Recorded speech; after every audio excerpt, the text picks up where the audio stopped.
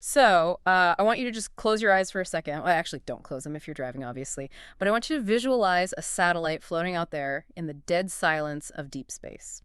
Specifically, think of Sputnik. Oh, Sputnik. Yeah. Yeah, 1957. The first artificial satellite. Right.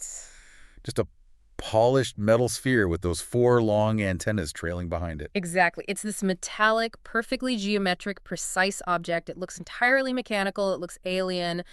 And frankly, it looks a little dangerous. Now take that mental image, that cold, hard geometry, and shrink it down until it's completely invisible to the naked eye. That is the subject of today's deep dive. Adenovirus. You know, that is actually a surprisingly accurate visual metaphor to start with. The adenovirus is an icosahedron. It's a perfect 20-sided shape. And sticking out at each corner, just like Sputnik, is a long fiber protein. I mean, it really looks like a piece of nanotechnology designed to survive in a vacuum. Or, in this case, the harsh environment of a public swimming pool or a doorknob. And that survival skill, that extreme durability, is exactly what we're digging into today. This is Micro-42, adenoviruses. We are calling this deep dive the Naked Survivor. Our mission today is to really unpack why this virus is essentially the Swiss Army knife of pathogens. It really is a generalist. It's a master of all trades in the virology world. It causes the common cold, pink eye, severe pneumonia in military recruits, stomach flu in babies, and even hemorrhagic cystitis. It literally has a tool for almost every tissue type in the human body. But here's the paradox, and this is what really hooked me when I was reviewing the source material. This same virus that haunts military boot camps and summer camps is also one of our absolute best hopes for curing cancer and delivering targeted gene therapy. Right? It's fascinating. It's a villain and a hero wrapped in this tiny geometric shell. It is. And for you listening, specifically the medical learners out there, we are going to build a solid mental scaffold for this virus. We aren't just going to sit here and list facts. We're going to understand the actual logic of the pathogen. Our primary roadmap today is Chapter 42 of Murray's Medical Microbiology, the 9th edition. The absolute Bible of micro. Indeed it is, and we're layering in some tactical intel from Jowitz, Melnick, and Edelberg's Medical Microbiology too, specifically Chapter 32, which really adds some great clinical nuance. If you are prepping for the USMLE, a shelf exam, or you just want to understand why you got so incredibly sick after that pool party last summer, this deep dive is designed to lock in those high-yield concepts. So we've got a clear flight plan today. We are going to break this down into 4 main sectors. First, structure as destiny, why being naked makes this thing an absolute tank. Second, the hijack the molecular heist where it completely messes with the host cell's braking system. Third, the syndromes, the specific disease patterns you need to recognize on the wards. And finally, the paradox using the virus as a medical tool. That pretty much covers the waterfront, or the swimming pool front, as it were. Let's start with the hardware, Section 1. You mentioned this icosahedral shape earlier.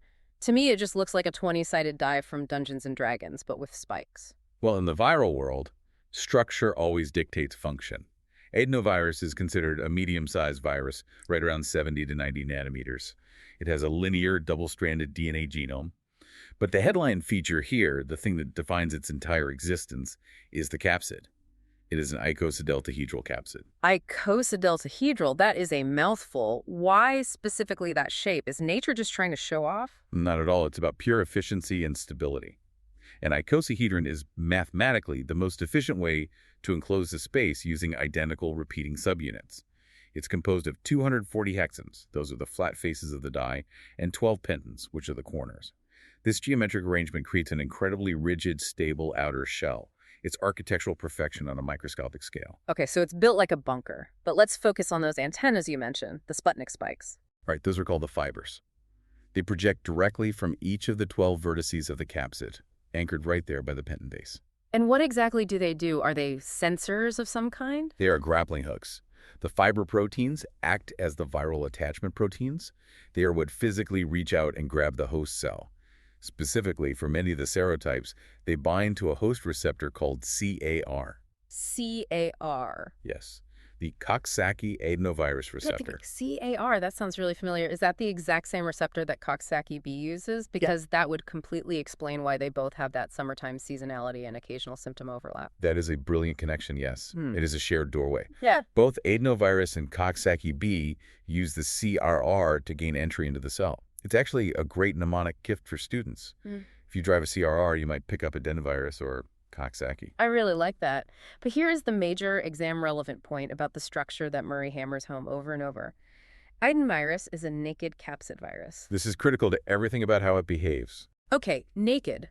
To a layperson, naked sounds totally vulnerable. If I walked outside naked in a snowstorm, I wouldn't last 5 minutes. But in virology, naked implies the exact opposite, doesn't it? Precisely. In the microbial world, wearing a coat, a lipid envelope, is actually a massive liability. Enveloped viruses like influenza, COVID-19, or the herpesviruses, they have this lipid membrane derived from the host cell they came from. Think of them as soap bubbles. They are flexible, sure, but they are incredibly fragile. Because lipids are just fats. Right. And what happens to fat when you expose it to detergent or acid or heat or even just dry air? It breaks down, the bubble pops. And when the bubble pops, the virus dies instantly.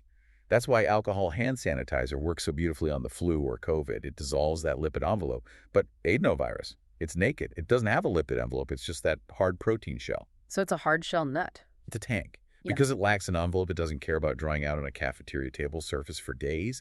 It doesn't care about mild detergents. And crucially, for our clinical understanding, it doesn't care about acid. Acid resistance. So that means it can survive the stomach. Exactly. The stomach sits at a pH of around 2.0, Right. which completely destroys most enveloped viruses. But adenovirus sails right through the gastric acid. That is exactly why adenovirus can be transmitted fecal-orally and cause gastroenteritis. It also completely explains why it can survive in swimming pools that aren't chlorinated quite enough. It resists mild chlorine. That is a huge clinical connection to make. So when we talk about transmission here, we aren't just talking about someone coughing or sneezing directly on you. We're talking about a virus that can sit on a towel, a doorknob, a medical instrument in a clinic, or float in a pool and just wait for you to come along. Correct. It is an absolute fomite champion. If you are a doctor and you don't wash your hands with actual soap and water, which physically removes the virus, and you just rely on a quick squirt of alcohol rub, you might not be killing it. That protein shell is just too tough. Before we move off the structure part entirely, I want to touch on one other piece of hardware you mentioned in the notes. The penton base. Yeah, this is a detail that often gets overlooked by students, but is deeply fascinating for the pathology. The fibers stick out of a base at the corner of the virus called the penton. It turns out the penton base itself is actively toxic to the cell. Toxic how? Like a chemical poison? In a way, yes. Even before the virus truly starts replicating its DNA, the penton base can inhibit cellular macromolecular synthesis and cause immediate tissue damage. It causes the host cells to quickly round up and detach from their neighbors. So the virus is essentially carrying a weapon on its hull even before it deploys its internal troops, so to speak. It just punches the cell in the face just for saying hello. That's one very vivid way to put it. Okay, so we have a naked hard-shell tank with grappling hooks and a toxic hull. It lands on a cell, grabs the CAR receptor, and gets pulled inside. What happens next? This brings us to section 2, the software. The replication cycle. This is where the story genuinely turns into a microscopic heist movie. I love a good heist. Set the scene for us. The tank has breached the castle walls. It's inside the cytoplasm. Right, so the virus enters via receptor-mediated endocytosis in clathrin-coated vesicles. It's trapped inside the little bubble called an endosome. Now, normally, the cell would acidify that endosome to digest and destroy whatever is inside. But remember, adenovirus loves acid. It uses that precise pH drop as a signal to change its structural conformation. Tellase the endosome essentially break out of jail and transport its double-stranded DNA directly to the host nucleus. Okay, it's in the control room. Yeah. The nucleus. But here's where I always get stuck. Adenovirus is a DNA virus. It wants to make thousands of copies of its DNA. The cell has all the DNA machinery. Why can't it just use the cell's photocopier right then and there? That is the million-dollar question in virology. The fundamental problem is timing. Most of the fully differentiated cells in your body, the cells in your throat, your eye, your lung, they are not actively dividing. They are in a resting state called G0 or G1 of the cell cycle. They are just chilling, doing their daily jobs. They are chilling. And when a cell is in that resting state, it shuts down its DNA replication machinery to save energy, turns off the nucleotide factory, puts away the DNA polymerase.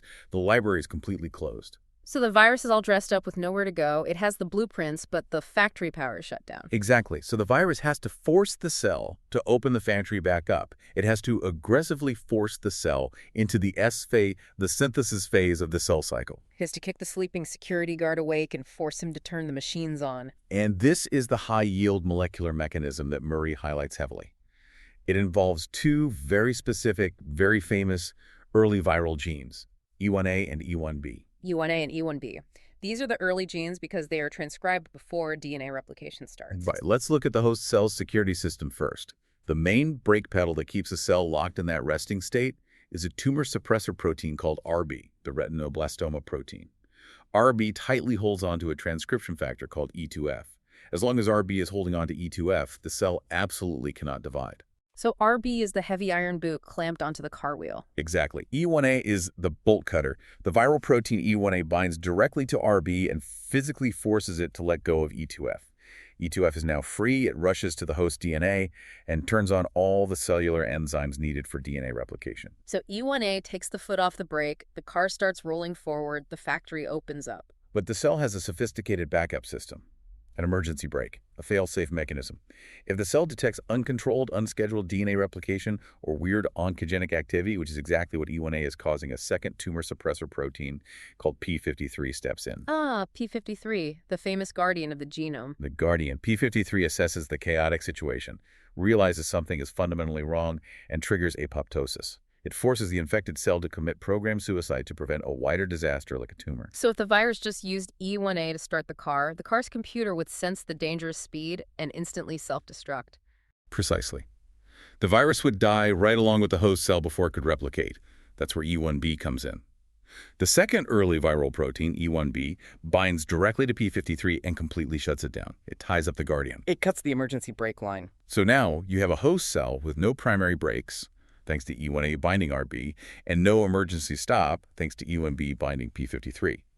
The cell is violently forced into the S phase, creating a massive, highly active factory for viral DNA replication. This sounds, incredibly dangerous for the host. Forcing a cell to divide without any breaks, that is the literal definition of cancer. You hit the nail right on the head. This exact mechanism inactivating RB and P53 is exactly how many human cancers initiate. In fact, in certain laboratory animals like hamsters, adenovirus absolutely does cause solid tumors. But not in humans. No, in humans, the infection is generally enterolytic. The virus replicates so incredibly fast and so aggressively that the cell bursts and dies before it ever has a chance to establish itself as a long-term tumor. It's a rapid hit and run. But this precise interaction is why adenovirus has been such a foundational model for cancer research for decades. And it's worth noting, especially for the students listening, that this strategy isn't totally unique to adenovirus, right? No, not at all. It's a classic convergent viral strategy.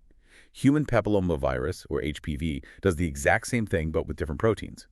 HPV E6 binds P53 and E7 binds RB. It's a remarkable evolutionary convergence. Different viruses, completely different families, finding the exact same molecular solution to the problem of the resting cell. So if you were sitting in the Prometric Center and you see a board question asking about E1A and E1B, the answer is almost certainly going to involve RB and P53. 100%. E1A inhibits RB. E1B inhibits P53. Connect those dots and you get the point. While we're still on the topic of molecular discoveries, there was a little trivia nugget in the source material about a Nobel Prize. Yes, this is a fantastic piece of medical history. Back in the 1970s, scientists Phil Sharp and Richard Roberts were studying adenovirus hexin genes. They were trying to map the mRNA back to the viral DNA, and they noticed something really weird. The mRNA sequence, the final instruction tape, was significantly shorter than the DNA sequence it was transcribed from. Huge segments were just missing. Exactly. They discovered that genes, both viral and our own human genes, are not just one long continuous sentence. They are interrupted by nonsense sections called introns that have to be meticulously cut out or spliced to leave only the coding exons. This monumental discovery of RNA splicing was made directly using adenovirus. That is just so cool. It's like the virus inadvertently taught us how our own human genome works. Okay, let's transition from the molecular scale to the visual microscopic scale. If I'm a pathologist looking at a tissue slide of a cell infected with adenovirus, what exactly am I seeing? You are looking for viral inclusion bodies.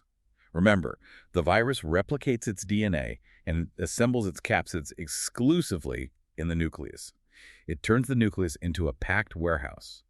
So you will see these dense, dark, basophilic, meaning they stain blue or purple inclusions right inside the nucleus. And Jawetz explicitly describes the infected cells as looking like grape-like clusters. Yes, because of the penton toxicity we mentioned, the cells round up, detach from the epithelial layer, and clump together in these grape-like clusters. But here's the critical differentiation for the board exam. There's another very famous virus that causes intranuclear inclusions, CMV, cytomegalovirus. How do I tell them apart on a slide? They both make the nucleus look really weird and dark. The name of the virus actually tells you everything. Cytomegalovirus causes cytomegaly, massive cell enlargement. The entire cell gets huge, looking like a giant owl's eye. Adenovirus does not cause the cells to enlarge significantly. They round up, yes, but they don't blow up like a massive balloon. Got it. So CMV means big, swollen cells. Adeno means normal-sized, rounded cells with dark central nuclear centers. Perfect differentiation. Before we leave the softer section entirely, we have to talk about how this virus hides from the cops. It's cutting breaks, it's replicating like crazy, but surely the host immune system notices all this chaos. It definitely notices. But adenovirus has evolved some brilliant countermeasures. It produces something called VA-RNAs. These are small, non-coding RNA sequences that physically block the cell's ability to signal for help via interferon. Essentially, it jams the local communication lines so the cell can't warn its neighbors. And it also messes with the cellular ID system, the MHC molecules, right? Exactly. The E3 region of the viral genome encodes a protein called GP19K. This protein sits in the endoplasmic reticulum, grabs freshly made MHC class I molecules, and absolutely prevents them from ever reaching the cell surface. And MHC class I is essentially the ID card that shows roaming T cells exactly what proteins are being made inside the cell. Right. It's the window the CD8 cytotoxic T cells look through. By holding back MHCI, the virus pulls down the blinds. The infected cell becomes functionally invisible to the cytotoxic T cells that would normally destroy it. So it's a stealth tank. A stealth tank with no brakes, heavily armed, and replicating out of control. Okay, let's get into the part that every medical student is simultaneously dreading, but absolutely needs to know for the wards. The clinical syndromes. Section 3. The pattern recognition game. This is where you earn your points. Adenovirus is heavily described as a tissue tropism chameleon. It can infect the eye, the upper airway, the lower lung, the gut, the bladder. How do we possibly keep this straight? By grouping them logically. Yeah. And paying very close attention to the specific serotypes. Murray is incredibly specific here, and the examiners love these associations. Let's start with the most common entry point. The respiratory tract. The standard common cold stuff. Right. In young children, specifically infants up to about 3 years old, adenovirus is a massive cause of acute pharyngitis. Sore throat, high fever, bright red tonsils. It can look clinically identical to group A strep throat. Is there a reliable clinical clue that tells you it's adeno and not strep? Because you don't want to give antibiotics for a virus. Often the viral infection comes with conjunctivitis. Pink eye. If you have crying toddler with an angry red throat and red, watery, crusty eyes, think adenovirus. Bacterial strep throat typically doesn't give you bilateral pink eye. And that leads us perfectly to a very specific, highly tested syndrome, pharyngoconjunctival fever. This is a classic board question vignette. Imagine a 7-year-old boy. He's been attending a local summer day camp all week. He comes home on Friday with a fever of 1 or 2, a really severe sore throat, and both his eyes are red, irritated, and weeping. The classic triad, fever, pharyngitis, conjunctivitis. And the epidemiological setting is the key to the whole question. Summer camps. Specifically, swimming pools. Remember what we said about the structure. The virus is naked. It easily survives the mild, often inadequate coronation of a murky, crowded summer camp pool.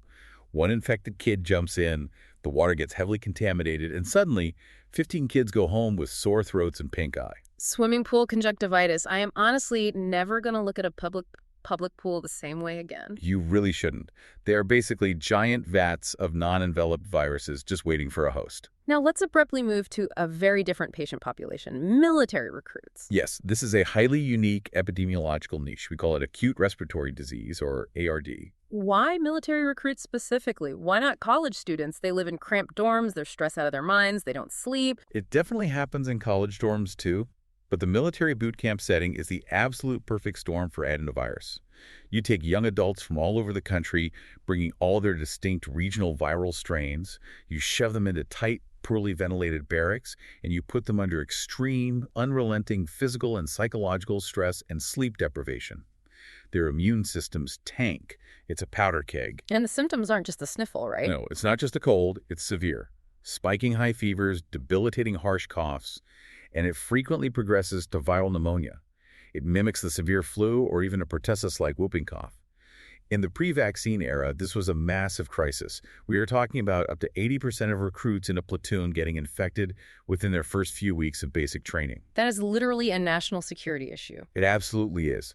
If your entire army is bedridden in the infirmary, they aren't training and they aren't deployable. And we have specific serotype numbers to memorize here. Yes, types 4 and 7.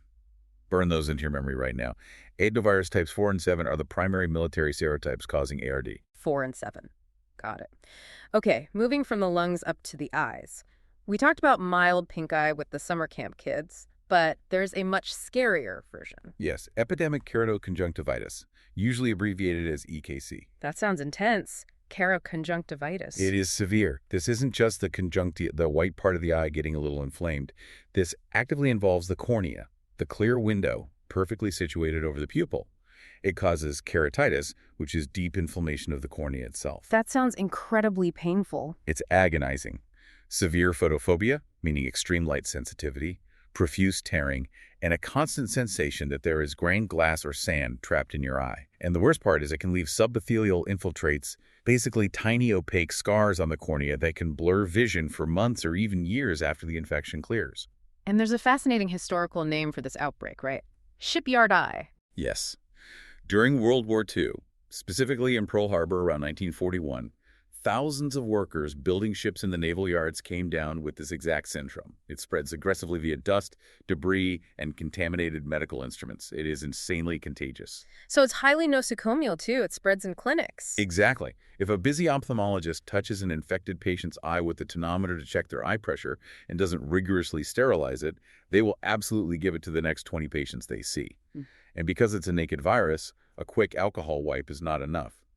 You need specific bleach solutions or thorough heat sterilization to kill it. And the specific serotypes for this heavy-hitting eye infection? Types 8, 19, and 37. Okay, let me review. 4 and 7 for the military recruits, 8, 19, and 37 for the serious EKC eye infection. Correct. Keep those buckets separate in your mind. Let's move down the body now. The stomach and intestines. Gastroenteritis. Now, when we typically think of viral stomach bugs causing diarrhea in kids, we usually jump straight to rotavirus or norovirus. But adenovirus is a massive player too. About 5 to 15% of all viral gastroenteritis hospitalizations in young infants are due to adenovirus. How do we differentiate it clinically or epidemiologically from the others? Well, the specific serotypes here are 40 and 41. 40 and 41. A simple mnemonic I like to use is that the higher numbers go lower in the body. So 40 and 41 affect the lower gut. I like that. That works. Clinically, it looks like profuse watery diarrhea, vomiting, and a mild fever. The key epidemiological difference from rotavirus is the seasonality. Rotavirus is a classic textbook winter bug. Adenovirus 40 and 41 are endemic year-round. It honestly doesn't care what season it is. And Jaiwitz mentions a very specific, dangerous surgical complication associated with this gut infection, intussusception. Yes, this is a pediatric surgical emergency. Intussusception is the telescoping of the bowel, where one proximal segment of the intestine slides inside the adjacent distal segment. Just like a collapsing pirate telescope. Exactly. And the mechanism is directly tied to the virus. Adenovirus aggressively infects the Peyer's patches, the concentrated lymphoid tissue in the gut wall. They get highly inflamed, hyperplastic, and swollen. That massive swelling acts as a physical lead point. The normal peristalsis of the gut grabs that swollen lump of tissue and violently pulls it downstream, telescoping the bowel into itself, cutting off the blood supply. So if you have a vignette of a young kid with a recent history of mild diarrhea who suddenly develops severe colicky abdominal pain, pulling his legs up to his chest, and starts passing current jelly stools, you immediately worry about intussusception, highly likely triggered by an antecedent adenovirus infection. It's a classic progression. Scary stuff. Okay, we have covered the lungs, eyes, and gut. Are there any oddballs we need to be aware of? 2 specific ones worth mentioning for completeness. First, acute hemorrhagic cystitis. Bloody urine. Yes, usually presenting in young school-aged boys, maybe 6 to 12 years old. They present with a sudden, alarming onset of gross hematuria visible, bright red blood in the urine, and severe dysuria, or pain with urination. It's absolutely frightening for the parents. They immediately think it's kidney failure or a tumor, but it's usually a self-limiting adenovirus infection of the bladder mucosa. Serotypes 11 and 21 are most often the culprits here. And the second oddball, the gee whiz fact from Murray. Obesity. Wait, a common cold virus causes obesity? It's highly controversial, but Murray explicitly mentions it. Adenovirus type 36 has been strongly linked to adipogenesis, the actual creation and expansion of fat cells in animal models. The viral proteins literally force undifferentiated stem cells to turn into mature adipocytes and accumulate heavy lipid droplets. So the freshman 15 might just be an undiagnosed case of type 36. I wouldn't go quite that far. Diet and exercise still matter. But there are multiple epidemiological studies showing a significantly higher prevalence of type 36 neutralizing antibodies in obese human populations compared to lean controls. It's a completely fascinating area of what they call infectobesity research. Finally, we absolutely have to talk about the immunocompromised patient, the organ transplant recipient. Right. This is where adenovirus stops being a childhood nuisance and becomes a catastrophic killer. Remember, early on, we said the virus can enter a latent state. It can hide quietly in your adenoids, which is where the name adenovirus originally comes from, your tonsils, your Peyer's patches, all your lymphoid tissue. Just waiting for the immune system to drop its guard. Exactly. If you chemically wipe out a patient's immune system to prepare them for a bone marrow transplant, or if they have advanced untreated AIDS, that latent adenovirus can wake up. And because there are literally no cytotoxic T cells left to police the body and stop it, it disseminates rapidly. It goes absolutely everywhere. It causes devastating bilateral pneumonia, fulminant hepatitis, nephritis. The mortality rate in transplant patients with disseminated adenovirus is incredibly high, often upwards of 50 to 70%. So knowing all this diverse pathology, how do we actually diagnose it in the lab? Section 4. In the real world of an outpatient clinic, for a simple toddler cold or mild pink eye, you don't run tests to diagnose it. You just treat the symptoms. But for the serious disseminated cases, or for managing an outbreak in the military, or for your exams, PCR is the absolute gold standard now. It's fast, highly sensitive, and tells you exactly what you're dealing with. Can we just culture it the old-fashioned way? You can. It grows readily in continuous human epithelial cell lines. And under the microscope, you'll see that exact grape-like cytopathic effect we talked about earlier. But there is a major catch that examiners love to test. What's the catch? The enteric types 40 and 41 that cause the baby diarrhea, are considered fastidious. That's microspeak for incredibly picky eaters. They are notoriously hard to grow in standard laboratory cell cultures.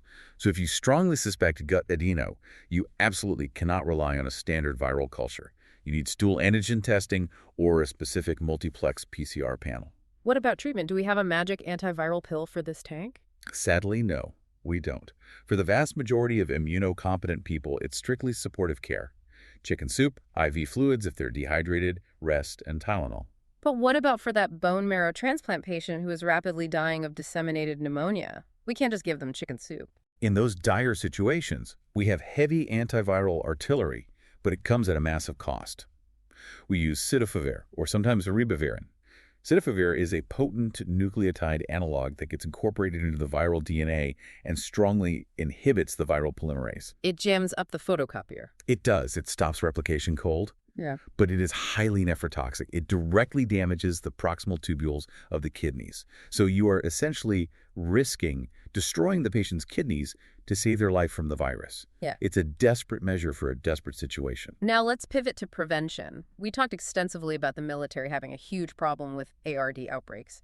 And you mentioned a vaccine. This is honestly one of the most interesting parts of the entire chapter to me. The adenovirus vaccine. It is a brilliant, totally fascinating case study in practical immunology. Why is it so unique? First off, it is a live virus vaccine. It is completely non-attenuated. It is not weakened at all. It's the real, fully virulent, wild-type virus. Wait a second. You're giving young recruits the live, dangerous virus that causes the exact severe pneumonia you're trying to prevent. We absolutely are.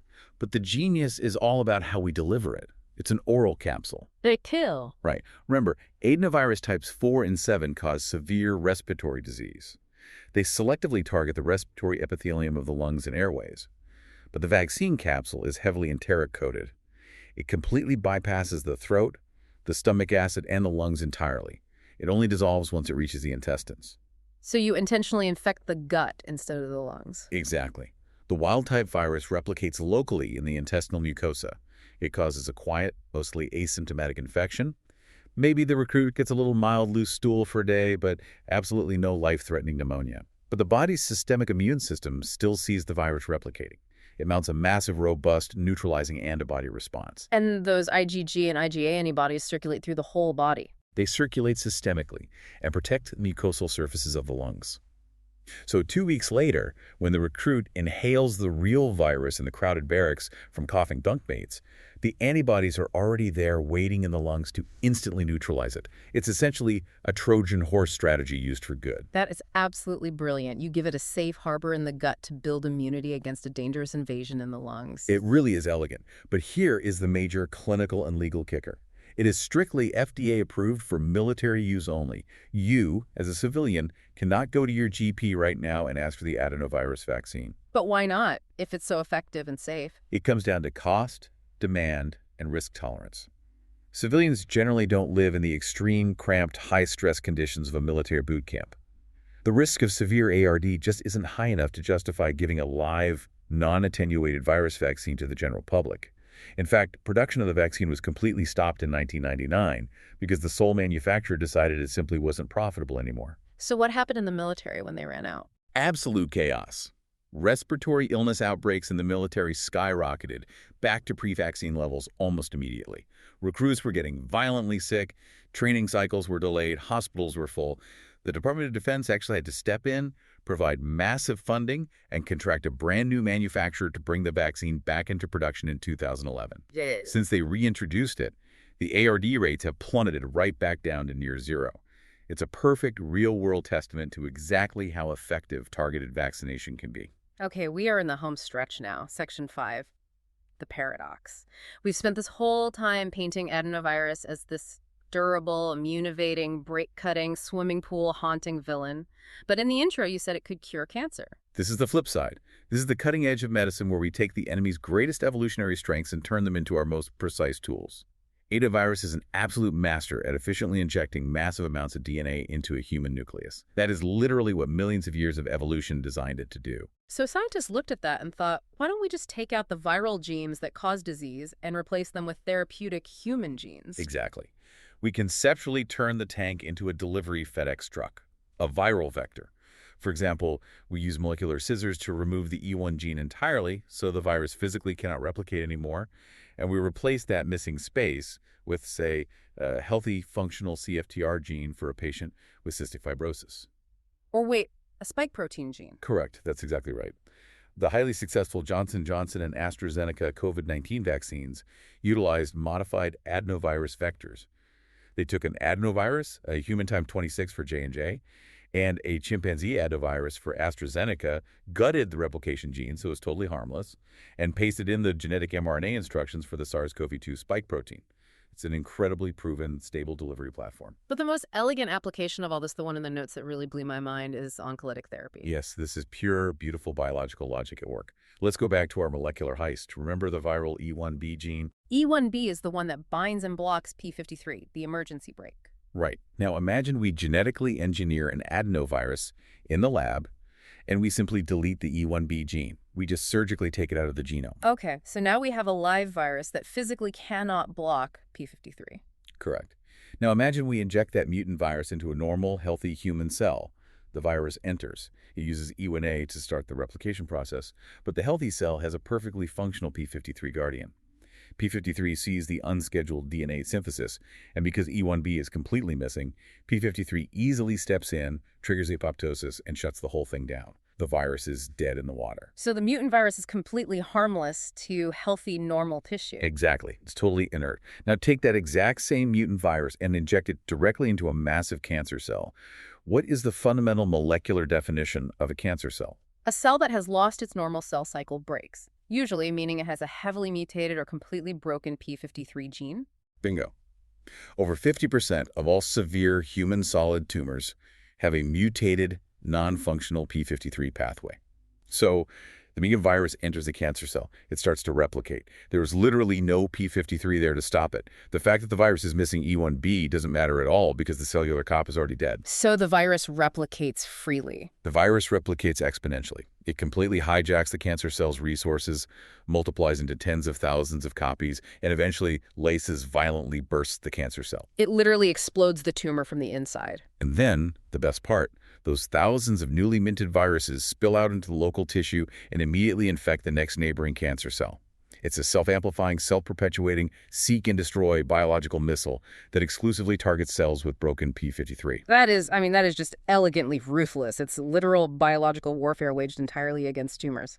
It's a real therapy called ONYX015 in the Western scientific literature. And while it had some mixed efficacy results in early human trials due to immune clearance, the exact same underlying concept led directly to approved, functioning gene therapies like Gendicin over in China for head and neck squamous cell carcinomas. It's maybe not a perfect magic bullet just yet, but the underlying molecular logic is totally sound and breathtaking. That is honestly a perfect way to wrap up the deep conceptual content. From causing pink eye in the local swimming pool to detonating tumors in the oncology ward, it really is the ultimate biological paradox. It really is a very robust, complex virus for a very robust deep dive. So let's quickly summarize the high-yield facts before we hit the quiz. We need to consolidate this mental map for the listeners. Let's do it. To recap, adenovirus is a naked icosahedral capsid virus with double-stranded DNA. That naked structure means extreme environmental durability, fomites, pools, and surviving stomach acid. It uses those projecting fibers to attach to the host CR receptor. And once inside the cell, it performs the great molecular heist. It uses the early gene E1A to bind RB, releasing E2F, and it uses E1B to bind P53, preventing apoptosis. This violently forces the resting cell into S phase to use its DNA machinery. Clinically, you need to think in distinct vignettes for the exams. Pharyngitis mimicking strep in kids. Pharyngoconjunctival fever, the triad of fever, sore throat, red eyes strongly linked to swimming pools. Acute respiratory disease, specifically types 4 and 7, devastating military recruits. Epidemic keratoconjunctivitis, types 8, 19, and 37, highly contagious in eye clinics and shipyards. And gastroenteritis, types 40 and 41, causing non-seasonal diarrhea and intussusception in infants. And the prevention vaccine is a live, non-attenuated oral capsule against types 4 and 7, currently restricted for military use only to induce protective gut and mucosal immunity. And finally, laboratory diagnosis involves rapid PCR, or identifying those classic dense central basophilic intranuclear inclusions on biopsy, making sure you differentiate them from the massive enlarged owl eye cells of CMV. Awesome summary. You ready to run the rapid recall quiz? I am absolutely ready. Listeners, here is exactly how this works. I'm going to ask the board-style question. We're going to pause for a few seconds to let you think and shout the answer at your windshield, your dog, or your roommate. Then the expert will jump in, give you the correct answer, and provide the specific Murray textbook reference so you can go read up on it if you missed it. Let's begin. Question 1. A 19-year-old military recruit presents to the base infirmary with a high fever, a severe sore throat, and a harsh, debilitating cough. Which specific adenovirus serotypes are most likely responsible for this outbreak, and what specific type of vaccine is used to prevent this in this highly vulnerable population? The answer is serotypes 4 and 7. And the preventative vaccine is a live, non-attenuated oral vaccine delivered via an enteric-coated capsule. Reference for review. Murray Chapter 42, Clinical Syndromes, Acute Respiratory Disease, and the Prevention section. Question 2. Structurally speaking, adenovirus completely lacks a specific outer component that is normally found in viruses like herpesviruses and influenza. What is this missing structural component, and how does its absence radically affect the virus's environmental transmission? It lacks a lipid envelope, making it a naked capsid virus. This nakedness confers extreme resistance to drying, common detergents, stomach acid, and mild chlorine, which directly allows for extensive fecal, oral, and environmental fomite transmission. Reference: Murray Chapter 42, Structure and Epidemiology. Question 3. Deep inside the cellular replication cycle, the early adenovirus proteins E1A and E1B bind to two major host cell tumor suppressor proteins to forcefully induce the S phase. What are these two specific critical host proteins? The viral protein E1A binds to P105RB, the retinoblastoma protein in E1B binds to the guardian P53. Reference: Murray Chapter 42, Structure and Replication. Question 4. A 5-year-old boy develops a sudden fever, a severely sore throat, and intensely red, inflamed, watery eyes 3 days after attending a crowded summer day camp that features a large public swimming pool. What is the precise medical name of this specific clinical syndrome? That classic presentation is pharyngoconjunctival fever. Reference: Murray Chapter 42, Critical Syndromes. Question 5. Histological microscopic examination of host epithelial cells infected with adenovirus reveals a very specific type of inclusion body. How is the cellular inclusion described by pathologists, and what is the key feature that differentiates it from an infection by cytomegalovirus or CMV? Pathologists look for dense, central basophilic intranuclear inclusions. Crucially, unlike CMV, adenovirus does not cause significant cytomegaly, meaning massive cell enlargement. The cells round up but stay relatively normal in size. Reference, Murray, Chapter 42, Pathogenesis. Question 6. Which specific adenovirus serotypes are known to be the primary cause of persistent non-seasonal viral gastroenteritis in young infants? Those would be the enteric serotypes 40 and 41. Reference, Murray, Chapter 42, Clinical Syndromes. Question 7. A massive outbreak of severe, painful eye infections occurs among industrial shipyard workers. The infection deeply involves the cornea, causes photophobia, and is highly contagious through shared equipment. What is the specific diagnosis for this outbreak? The diagnosis is epidemic keratoconjunctivitis, often abbreviated as EKC. Reference, Murray, Chapter 42, Clinical Syndromes. And that is a wrap on Micro 42. A truly robust virus for a robust deep dive. Here's a final thought to chew on before we go. We talked extensively today about how the viral E1b protein intentionally blocks the human p53 tumor suppressor gene to allow the virus to replicate. And we know that other common viruses like HPV do the exact same thing. It really makes you sit back and wonder just how many other minor, totally forgettable common colds or asymptomatic mucosal infections are out there silently tinkering with our critical tumor suppressors, essentially pushing ourselves just a tiny bit closer to the ontogenic edge, and we just don't even have the technology to know it yet. That is a deeply provocative thought, and honestly a little terrifying if you think about it too long. We're just trying to keep you up at night with the virology. Thanks for joining us for another deep dive. Keep studying, keep washing your hands with actual soap, and we'll see you next time. Goodbye and good luck on the wards.